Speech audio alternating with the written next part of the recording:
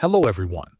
In this video, I will show you how to backtest your trading strategy using GoCharting. First, open your chart inside GoCharting and make sure your indicators or strategy are already applied. Now look at the top toolbar. You will find an option called Bar Replay.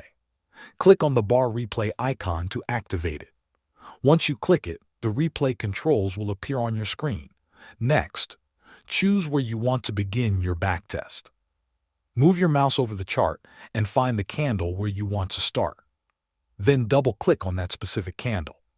This sets the starting point for the replay. After selecting the starting point, go to the replay controls and press the play button. The chart will now start moving forward just like the market in real time.